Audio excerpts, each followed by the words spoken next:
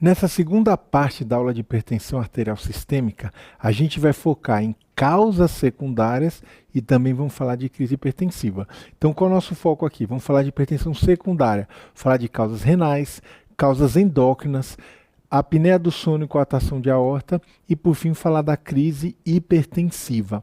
Então, vamos começar falando sobre o que é hipertensão secundária, né? Então, a hipertensão secundária acomete mais ou menos 5% dos pacientes hipertensos. É quando você tem uma causa bem definida. Então aqui a gente vai diferenciar. Primária é hipertenso porque vimos na primeira aula, né? Pode ter uma disfunção ali em relação ao sistema renina, ao simpático, à natriurese. A secundária não tem, existe uma doença de base que fez a pressão subir.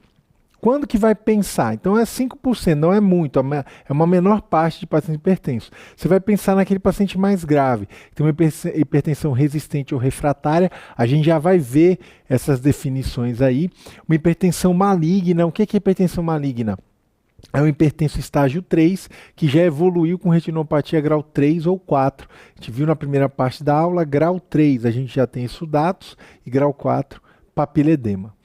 O paciente tem um início de hipertensão muito precoce ou tardio, ou quando tem uma elevação súbita de pressão, quando está estável, com tratamento adequado. Então, esses pacientes você tem que pensar, e também naqueles que têm internações por emergência hipertensiva, por exemplo, edema agudo de pulmão. Esse paciente tem que investigar a hipertensão secundária. Então, vamos entender a definição do que é uma hipertensão resistente e do que é refratária. Então, a gente sabe que o alvo de pressão ali, para determinar, né, o valor de pressão alta é 14/9. Então, esse paciente, dependendo aí do número de antihipertensivos, se ele tiver com a pressão menor do que 14/9, ele está controlado, quando eu uso ali até 3 antihipertensivos. Mas se eu tenho que usar 4 ou mais para controlar, eu chamo de resistente controlado. Isso significa que, a partir do 4º medicamento, esse paciente tem uma hipertensão resistente. Tá bom? Então, se tiver controlado aí com 4 ou 5, ele é chamado de resistente controlado. Agora, os pacientes têm um ou dois, está usando 1 ou 2 comprimidos, a pressão está elevada, né, 1 ou 2 remédios diferentes, né, classes, esse paciente tem uma hipertensão não controlada. Se eu ampliar para 3 ou 4 ali, ele é uma resistente não controlada, e a partir de 5, ela é chamada de refratária. Então, qual é a diferença da resistente para refratária? Resistente a partir de 4. Então, 4 ou 5, ele é resistente, né? Mais do que 5, já está no refratário. Quer dizer, então, perdão, quando ele tem 4 ou 5 controlado, ele é resistente controlado, está ali do lado esquerdo. Agora, se ele está usando 5 ou mais e não está controlado, ele é chamado de refratária. Então a diferença é o número de medicações. A refratária é mais grave, já está usando 5 ou mais. Vamos agora falar de causas de hipertensão secundária. Começando com as causas renais. Uma causa muito comum é a doença renal parenquimatosa, ou seja, o rim de fato é o que está doente. A hipertensão pode causar doença renal e o contrário também é verdadeiro. A doença renal causa hipertensão. O quadro é de edema, de fadiga, de oligúria.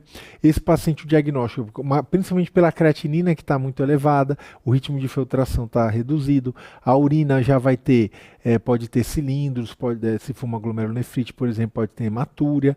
A albuminúria também é um marcador. No ultrassom você vai ter uma alteração muito importante. Então aqui a gente tem um rim normal, né? A região do córtex, aqui mais escura, e a região da medula renal. Quando você tem uma doença renal crônica, essa diferenciação se perde. É difícil, né? Não está tão branco aqui, né? Porque está mais difícil de diferenciar o que é córtex e o que é medula renal. Então essa perda de diferenciação córtico-medular é característico do ultrassom da doença renal crônica. Na doença renal crônica, se ele está num estágio que não é tão avançado, ali um ritmo de filtração acima de 30, você vai considerar o tratamento básico, bloqueador de cálcio tiazídico, e ECA e BRA são medicações bem importantes, porque eles diminuem a evolução da doença renal. Agora, se o paciente já está num estágio mais avançado, 4 ou 5, né, que é aquele dialítico ou pré-dialítico, você pode usar bloqueador de cálcio. Pode usar furosemida, porque nessa situação o tiazídico não é tão eficaz se tem uma disfunção renal mais grave. Obviamente, sempre considerar a diálise para aqueles mais graves, né? O IE-Cabra pode usar? Pode, mas com cautela, tomar muito cuidado, principalmente com valores de potássio. Então, doses baixas e vai controlando ali o nível de potássio. Vamos falar também da doença renovascular. Então, aqui eu não estou falando do parênquima, eu estou falando da artéria renal. A artéria renal pode ter uma obstrução, chega a menos fluxo de sangue no rim, isso gera hipertensão. Vamos entender aqui o mecanismo, então. No exame físico pode ter um sopro abdominal na ausculta. Esse paciente pode se apresentar com edemas agudos de pulmonares de repetição e pode ter uma piora muito súbita da creatinina com o uso de E-Cabra. Por que isso acontece? Olha só, lembrando do glomérulo aqui. O paciente tem renovascular, ele não tem uma hipovolemia, mas como a artéria renal tem alguma obstrução, vai chegar menos sangue pela aferente. Se chega menos sangue aqui pela aferente, eu tenho uma menor pressão de filtração.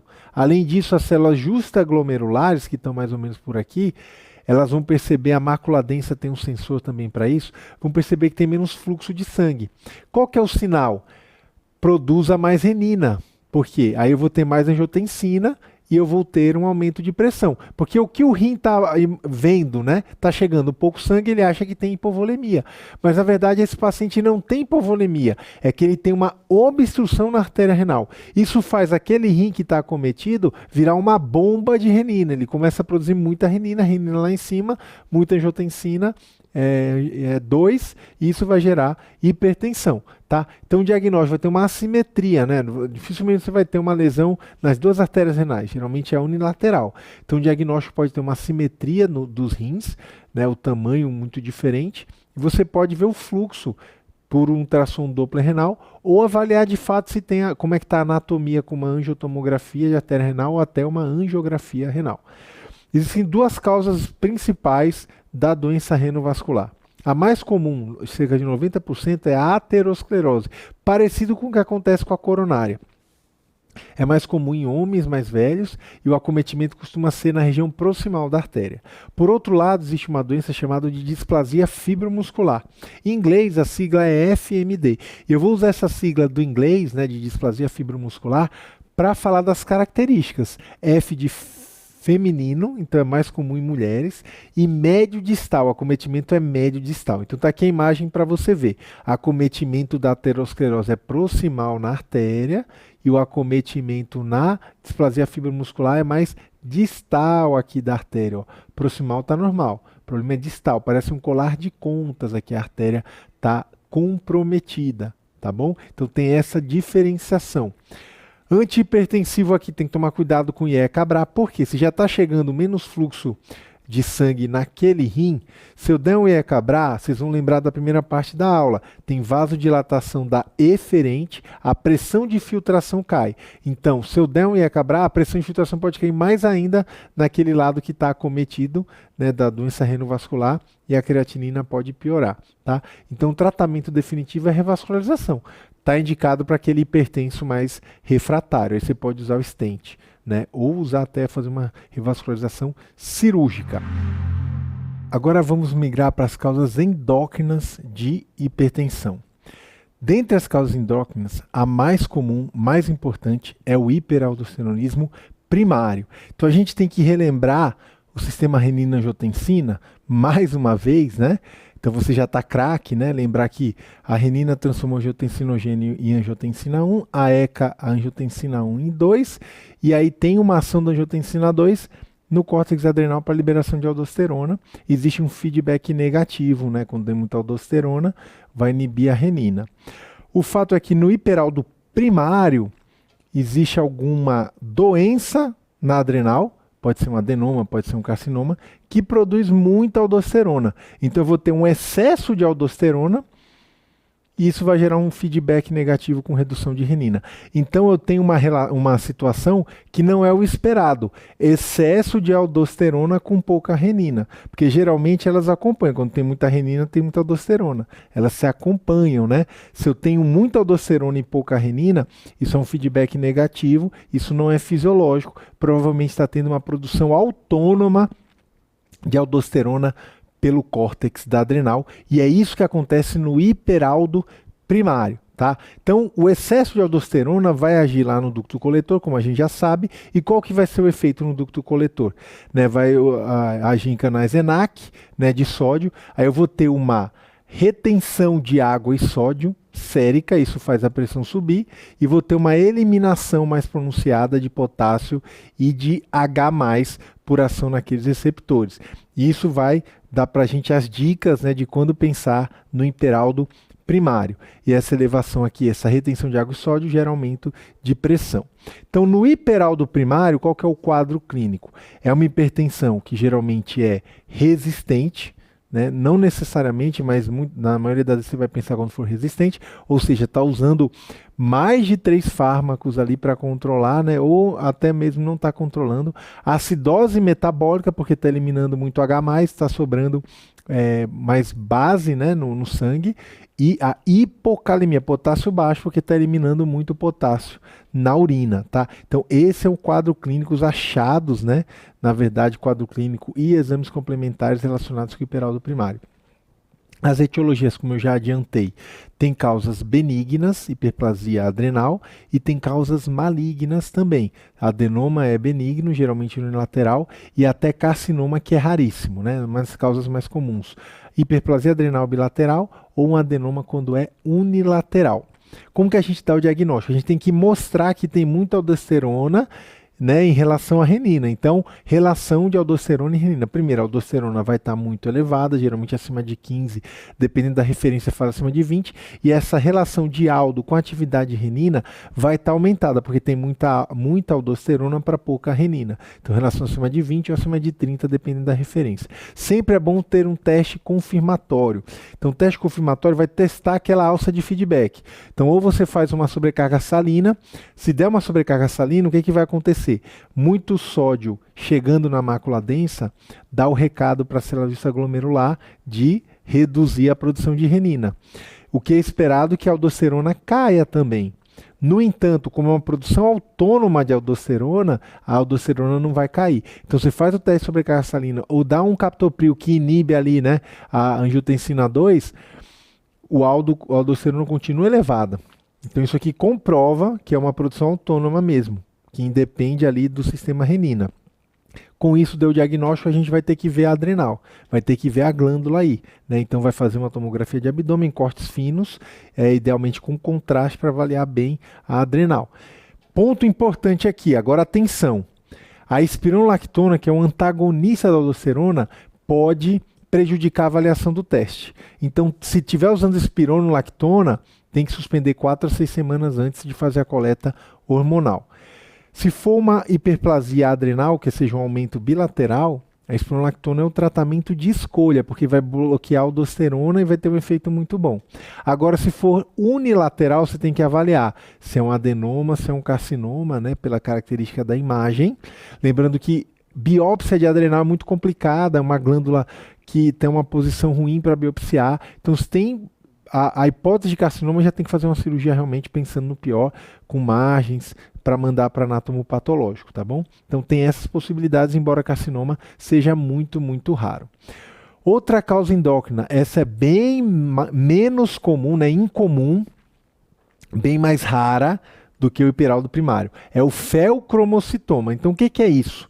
É um tumor produtor de catecolaminas. Então existem células chamadas de células cromafins, que elas estão presentes principalmente na adrenal, mas também podem estar presentes em gânglios próximos ali da aorta, né? Então, esses tumores, eles são células que se multiplicam na adrenal, vão produzir muita catecolamina. Catecolamina é sistema simpático. O que faz, né? Tem receptor alfa, receptor beta, vai fazer taquicardia, vai fazer aumento da resistência vascular periférica, vasoconstrição. Com isso, a pressão sobe, tá? E isso vai levar a aumento de pressão. Então, quando você vai desconfiar, né, é um diagnóstico raro, mas você vai desconfiar quando? Esses tumores, geralmente, eles têm produções que são intermitentes de catecolamina. Então, o paciente pode ter crises, né, ele não tem a pressão alta o tempo inteiro, ele tem crises de picos hipertensivos relacionados com a tríade DST, para você lembrar, né, não é doença sexualmente transmissível, é dor de cabeça, sudorese e taquicardia, pela produção excessiva de catecolaminas. Taquicardia, sudorese, cefaleia, né, pelo pico de pressão. Então pode acontecer isso no feocromocitoma. Existe a famosa regra dos 10. 10% é extraadrenal, então quase sempre está na adrenal, mas 10% pode ser um paraganglioma, aqueles gânglios que estão perto ali da aorta, tá? 10% só maligno, então a maioria é benigno, embora seja um tumor, né, que pode causar hipertensão grave, vários problemas, mas geralmente ele é benigno, e 10% é bilateral, então geralmente ele é unilateral. Ele está na adrenal, é unilateral e é benigno, isso é o mais comum. Como que eu dou o diagnóstico, então? Eu tenho que comprovar o excesso de catecolaminas. Eu posso fazer medidas tanto urinárias quanto plasmáticas das catecolaminas ou das metanefrinas. Existe um outro exame chamado ácido vanil-mandélico, que ele é um dos metabólitos aí das catecolaminas, mas ele tem pouca sensibilidade. Só vai usar ele se não tiver os outros. Então, em geral, você vai usar metanefrina ou catecolamina, seja urinária, seja plasmática. Imagem tem que ser inicialmente de adrenal. Se você não identificar na adrenal, seja por tomorressonância, aí você vai pensar num paraganglioma. Aí você tem que fazer um PET-CT usando MIBG, que ele é um traçador que tem uma relação com catecolamina. Então ele vai conseguir identificar se tem alguma região, um paragânglio, que está com captação elevada dessa substância, e aí confirmando o diagnóstico. Qual que é o tratamento? O tratamento a um tumor é um tratamento cirúrgico. Só que a gente toma muito cuidado porque existem receptores das catecolaminas, tanto alfa quanto beta-adrenérgicos. Então tem que ter um preparo para a cirurgia. Lembrando que o receptor alfa 1, que é periférico, né, do vaso, ele causa vasoconstrição quando estimulado. Existe receptor beta 1, que está mais no coração, né, que causa taquicardia, aumento do inotropismo. Existem também receptores beta 2, que estão na musculatura lisa, por exemplo, dos brônquios, né? E esses receptores, né, eles relaxam a musculatura lisa, mas se você tiver um beta-bloqueador aqui, pode causar broncoconstrição. Então o que você pode fazer? Você pensa assim, ele está produzindo muita catecolamina, então vamos dar beta-bloqueador. Vamos dar beta-bloqueador, porque é bom, beta-bloqueio, isso vai ajudar, vai ficar menos taquicárdico. Qual que é o problema? O que sobrou ali? Receptor alfa. Se sobrou receptor alfa, eu vou ter uma estimulação maior ainda de vasoconstrição. Com mais vasoconstrição, a pressão sobe mais ainda, uma crise hipertensiva que pode até levar à morte. Tá? É o que acontece se você der, por exemplo, beta-bloqueador para uma pessoa que usou cocaína. É isso que pode acontecer. Pico de pressão e a pessoa morrer. Então, você não vai fazer beta-bloqueio inicialmente. Você vai fazer um alfa-bloqueio inicial para evitar essa crise hipertensiva. Alfa-bloqueio pode ser feito com, principalmente, prazosina, doxazosina, fenoxibenzamina. Então, essas são as opções, fenoxibenzamina. E aí você vai fazer isso por 2 semanas, e aí sim vai pensar no beta-bloqueio no segundo momento, com propranolol, que é uma boa opção, e aí vai partir para a cirurgia. Porque na hora que estiver manipulando, né, a adrenal ou um paragânglio, pode ter liberação de catecolamina. Se ele não tiver alfa bloqueado e beta bloqueado, pode ter problema no intraoperatório. Por isso que tem que pelo menos 2 semanas de preparo com alfa bloqueio, depois beta bloqueio, e aí sim ir para a cirurgia, certo? Então é importante esse preparo antes da cirurgia do feocromocitoma. Agora vamos sair de causa endócrina e vamos falar da síndrome da apneia e hipopneia obstrutiva do sono, que é uma doença com prevalência muito alta por causa da obesidade. Ela é uma doença que está muito relacionada com obesidade. A fisiopatologia é simples, é uma obstrução mecânica da via aérea que acontece no sono, porque a base da língua que está aqui atrás obstrui, né, a entrada da hipofaringe. Né, a base da língua está aqui, ó. Então obstrui a passagem de ar. Isso causa uma apneia, né? Não existe passagem de ar, não existe respiração obstrutiva e acontece durante o sono, mais comum em pessoas que são obesas. Isso é péssimo. Por que isso é péssimo? Durante o sono a gente tem que, né, o nosso sono tem ciclo, sono REM, sono não REM. A gente vai ciclando ao longo da noite. É muito importante a gente chegar até um sono profundo. Quem tem apneia do sono tem vários problemas. Ele tem microdespertares, então às vezes ele não percebeu que acordou, mas o sono dele não fica profundo. Além disso, essa obstrução gera um aumento da pressão intratorácica e também tem distúrbios de gases, né? Tem menos oxigênio e mais acúmulo de CO2, porque se não está passando ar, eu não consigo oxigenar bem, retenho o CO2 e também não consigo trazer o oxigênio para dentro. Então, péssimo. Quais são as consequências disso, então? Os despertares aumentam o simpático, e a gente já viu que o simpático é um fator de risco, né? Quem tem um simpático mais ativado é fator de risco para hipertensão, aumenta a catecolamina e diminui o tônus parasimpático. Então isso causa aumento de pressão e de frequência cardíaca. Os distúrbios de gases, né? A queda do O2 e o aumento do CO2. Isso vai gerar inflamação, menos oxigênio para o miocárdio e esse aumento de pressão torácica aumenta a tensão no ventrículo esquerdo, aumenta a demanda de oxigênio. O resultado final disso tudo, hipertensão, você pode ter isquemia miocárdica, aterosclerose, miocardiopatia e fibrilação atrial, que está muito relacionada com a apneia do sono. Então, todas essas doenças podem acontecer por causa da apneia do sono. Então, a apneia do sono, como que a gente vai pensar, né? Em que paciente? Principalmente aquele paciente que tem roncos, né? Então, o companheiro ou a companheira vão falar que roncam à noite. Ele tem uma sonolência diurna muito grande porque ele não dorme bem, não tem um sono reparador e está muito relacionada com a obesidade. O diagnóstico é dado pela polissonografia. A polissonografia é um exame do sono que vai avaliar o índice de apneia e hipopneia. Se esse índice for acima de 15 ou acima de 5 e o paciente com sintomas, e o sintoma, por exemplo, a hipertensão, o paciente é hipertenso, faz uma polissono e tem um índice apneia e hipopneia acima de 5, fechou o diagnóstico. A hipertensão é considerado um sintoma da apneia do sono. E como tratar esse paciente? CPAP, né? Pressão positiva contínua na via aérea, da sigla em inglês. CPAP tem CPAPs com várias interfaces, né? Com a face inteira, só nariz, até intranasal. E quanto menor a interface, geralmente melhor tolerada. O ideal é que o paciente use pelo menos 6 horas por noite, né? Idealmente a noite inteira. Tá bom? Então, CPAP, tratamento. Agora, existe um ponto de dúvida na literatura médica que é o uso de CPAP reduz a pressão, até o que temos de estudos randomizados reduz pouco a pressão, mas melhora muito a qualidade de vida. Talvez com modelos mais modernos de CPAP, pessoas usando por mais tempo durante a noite, talvez a gente tenha um impacto maior na pressão. Eu vou falar de uma outra causa de hipertensão que é a coartação de aorta. É um defeito congênito da aorta. Então, o que acontece aqui?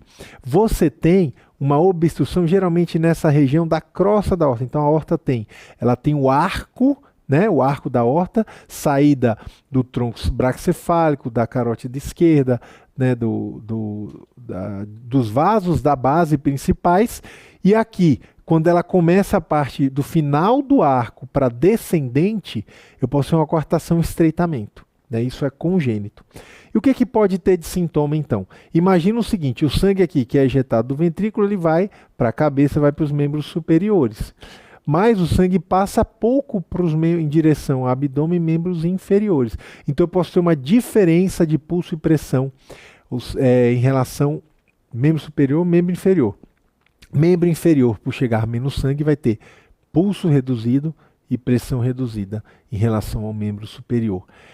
Crianças e adolescentes, porque como é uma causa congênita, você vai ter um diagnóstico mais precoce e pode, inclusive, o turbilhonamento de fluxo nessa região aqui causar um sopro interescapular, ouvido no dorso, tá bom? Esse é o quadro clínico. Como que está o diagnóstico? Algum exame de imagem para demonstrar isso. Uma angiotomografia de aorta é um exame mais indicado. E como que é o quadro clínico, então? Né? Quadro clínico e o tratamento, né? Quadro que a gente viu, tratamento, cirurgia ou angioplastia.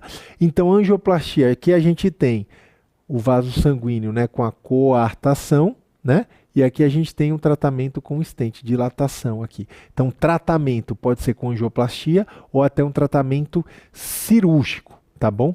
Então, vimos causas de hipertensão, causas renais, endócrinas, apneia e coartação.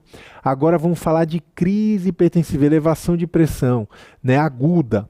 Existe emergência hipertensiva, existe o quadro chamado de elevação de pressão sem lesão de órgão-alvo progressiva, que era a antiga urgência hipertensiva, que mudou de nome agora, tem que ser evitado o termo urgência, e a pseudocrise. Só essas duas de cima aqui são verdadeiras. Vamos começar falando da crise principal, que é a emergência. A emergência hipertensiva, o paciente tem uma pressão elevada, acima de 18 por 12, ou dependendo da referência, 18 por 11, mais uma lesão aguda de órgão-alvo. Essa lesão aguda pode ser no sistema cardiovascular, um infarto, né, uma síndrome coronariana aguda, um edema agudo de pulmão, pode ser uma dissecção aguda de aorta. Em relação ao sistema renal, pode ser uma insuficiência renal aguda. Em relação ao sistema nervoso central, pode ser um AVC, um AVE, tanto isquêmico quanto hemorrágico, quanto um sangramento, né, uma HSA, uma encefalopatia hipertensiva que a gente já vai discutir. E em relação a paciente gestante, pode ser uma eclâmpsia. Eclâmpsia é um quadro de emergência hipertensiva. Desses aqui, você vai abordar em vários locais aqui de todo o nosso curso, essas outras doenças, mas eu vou falar especificamente aqui da encefalopatia hipertensiva porque você não vai ver em outro lugar. Então, qual é a fisiopatologia? Aqui a gente tem um gráfico do fluxo sanguíneo cerebral em relação à pressão arterial. Então, se a pressão arterial caiu demais, o fluxo sanguíneo cai, mas por uma ampla faixa de pressão, o fluxo sanguíneo fica constante. Existe um mecanismo ou de vasoconstrição ou vasodilatação, de autorregulação que mantém o fluxo constante. E aí quando a pressão começa a subir demais, esse fluxo aumenta também. O que acontece na encefalopatia hipertensiva? O paciente hipertenso geralmente tem essa curva desviada para a direita, né? Então ele tem pressões mais altas, tanto de manutenção de fluxo, né, quanto para o fluxo aumentar. Mas se ele chegar nessa faixa aqui, que tem aumento do fluxo sanguíneo cerebral, isso é um problema, porque o crânio é um compartimento fechado, com osso. Se eu tenho muito sangue chegando ali, eu vou ter problema ali, eu vou ter edema, né, um edema cerebral num espaço fechado. E esse edema cerebral vai levar a sintomas que não são localizatórios. Então, o edema generalizado não vai causar só uma hemiparesia, como acontece quando eu tenho um quadro isquêmico hemorrágico, no AVE, um acidente vascular. Aqui não, aqui é não localizatório geral, geralmente é vômito, cefaleia, rebaixamento do nível de consciência, por causa do edema cerebral generalizado. Tá? Então é um diagnóstico de exclusão, porque acidente vascular é muito mais comum que encefalopatia hipertensiva e geralmente o paciente que tem um AVE, ele fica hipertenso. Tá bom? Então tem que tomar cuidado com esse diagnóstico diferencial. Como que a gente trata emergências hipertensivas em geral? Reduzir pressão. Tem que tomar cuidado para não reduzir tão rápido, porque se reduzir rápido demais pode ter isquemia. Mas existem exceções. Então, em geral, qual é a recomendação? Reduzir de 20% a 25% em 1 a 2 horas, com uma meta de pressão abaixo de 16,10 em 2 a 6 horas. Essa é uma meta geral. Mas existem quadros mais graves. A dissecção de aorta e eclâmpsia são muito graves. Então, você tem que reduzir em 1 hora para pressão abaixo de 120, porque o paciente pode morrer rapidamente, né, na dissecção e na eclâmpsia. E se eu tiver um edema agudo ou uma crise adrenérgica, por exemplo, uma crise de ferocromocitoma, o paciente que usou, por exemplo, cocaína, pressão sistólica abaixo de 140 em 1 hora. Tá? Então aqui são exceções de reduzir um pouquinho mais rápido. Mas como meta geral, seria essa meta de 20% a 25% em 1 a 2 horas. O sistema nervoso central é que é um problema. Por quê? Porque você tem que lembrar que a pressão de perfusão renal depende da pressão média e da pressão intracraniana. Se eu tiver um AVE, seja isquêmico ou hemorrágico, a pressão intracraniana sobe. Logo, a pressão arterial média tem que subir para manter a perfusão renal, a cerebral, senão não chega sangue no sistema nervoso central. Se a pressão está muito alta aqui e a minha pressão média não está alta, o sangue não vai chegar lá. Tá? Então, é muito comum que o paciente com AVE tenha a pressão mais alta. Isso é esperado. Só que até que ponto a gente vai tolerar a pressão alta? Depende. Se eu estiver falando de um paciente com AVE isquêmico, eu posso tolerar valores bem altos de pressão, né? Em geral, até 220 por 120. Com exceção da questão da trombólise. Então, para iniciar uma trombólise, eu tenho que reduzir para menos de 185 por 110 e durante a manutenção da trombólise, menor do que 180 por 105. Agora, quando eu falo de hemorragia, AVC hemorrágico, esse valor não está tão claro assim.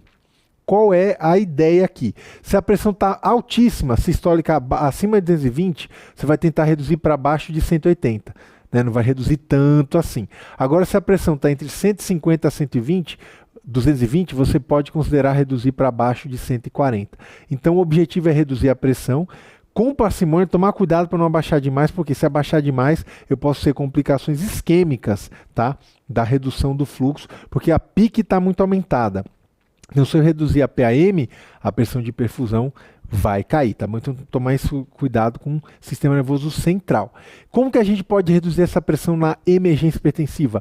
Tem que ser droga endovenosa, ação rápida, mais titulável, né? Duas principais que a gente usa, o nitroprussiato de sódio e a nitroglicerina. Os dois são nitratos, só que o nitroprussiato de sódio, ele é arterial e venoso. É o Nipride, o nome comercial mais comum, você vai ver aí no hospital, vão falar Nipride. Então ele é mais potente, arterial e venoso. A nitroglicerina, que é o tridil, é venoso, então é menos potente. Então o nitroprussiato é uma boa opção na maioria dos cenários, porém você tem que tomar cuidado com dois pontos aqui.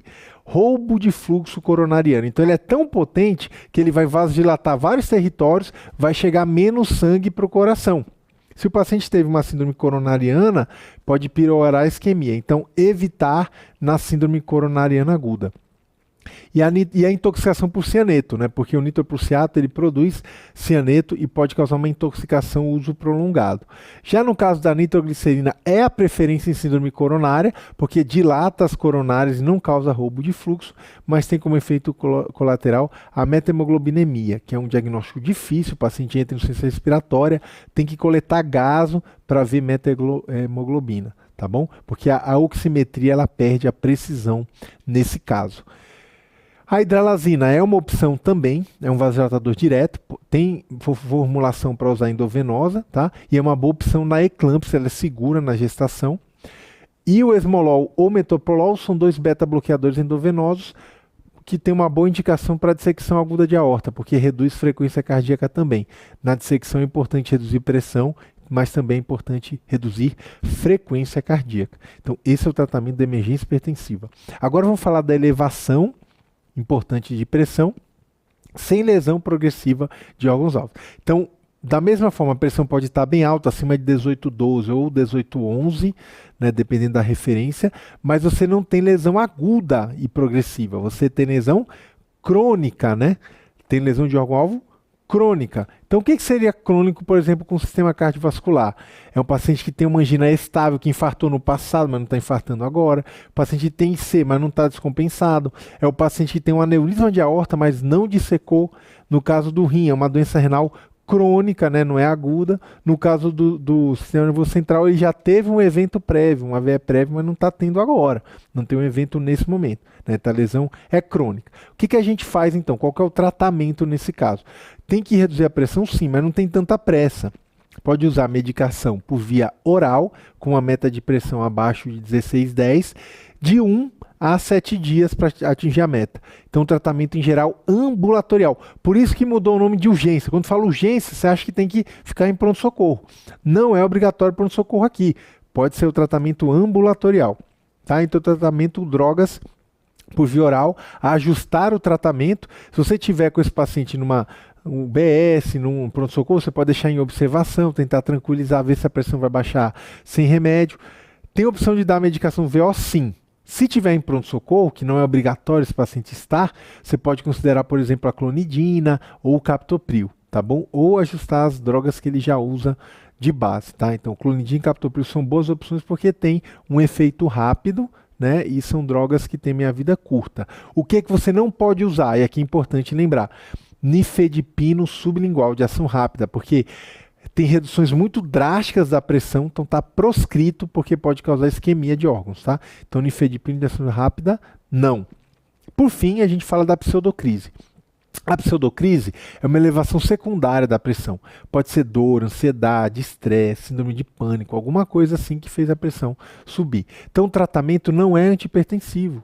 O tratamento aqui é tratar a causa. Então, tá com uma cefaleia, analgésico, tá ansioso, ansiolítico. Tá? Então, esse é o tratamento da causa de base. Mas aí eu falei para vocês há um pouco tempo atrás de AVC, falei para vocês de encefalopatia hipertensiva que causa cefaleia. E aí no dia a dia a gente tem esse problema, cefaleia e elevação de pressão. Quem veio primeiro? Né? A cefaleia, por ser uma dor, causou a pressão alta, né? Fez a pressão subir, ou a pressão alta fez aumentar a pressão intracraniana e causou cefaleia. Então, o que veio primeiro? é difícil de estabelecer esse diagnóstico muitas vezes. Então a gente tem que diferenciar, porque pode ser uma emergência hipertensiva ou uma pseudocrise, né? E o tratamento muda completamente. Em um dos casos, vou dar antihipertensivo endovenoso, no outro eu vou dar analgésico, ansiolítico. Então veja as características da dor, né? Se tem red flags, né? É uma dor que tem característica de enxaqueca, né? Unilateral, pulsátil, fotofonofobia, náusea, o paciente já teve dor antes, né? Teve escotomas antes, né? Aura, aí tudo bem, dá analgésico. Agora, se o paciente está com hemiparesia, afasia, está com rebaixamento, vômitos incoercíveis, você tem que pensar que pode ser uma encefalopatia ou um AVE. Então, muito cuidado, a avaliação neurológica pode ajudar, tá bom?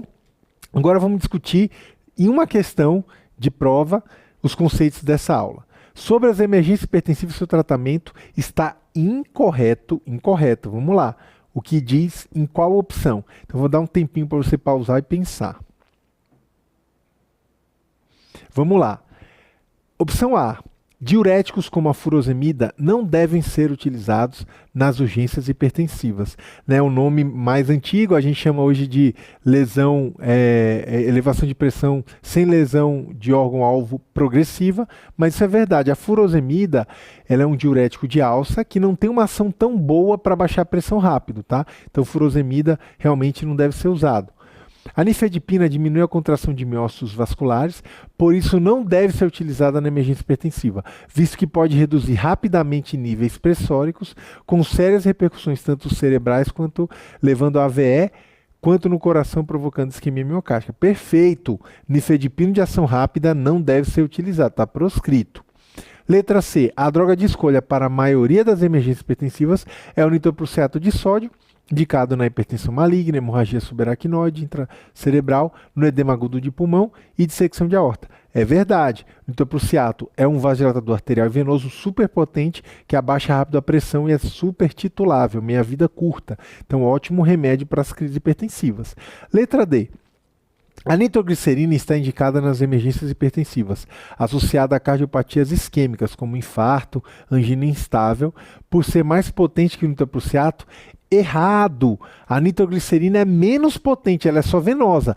Mas por esse motivo mesmo, ela não vai causar roubo de fluxo coronariano, que é o medo que eu tenho quando eu uso o nitroprusiato. Então, na verdade, a nitroglicerina é menos potente que o nitroprusiato e por isso pode ser usado, tá? E por fim, a hidralazina é opção no tratamento de emergência hipertensiva presente na eclâmpsia. E segunda alternativa na hipertensão maligna, hemorragias cerebrais, ciência renal. Perfeito. Na eclâmpsia é a primeira opção. Para outros cenários não é a primeira opção, porque tem o nitroprusiato que é mais potente, tá bom? Mas o nitroprusiato deve se evitar.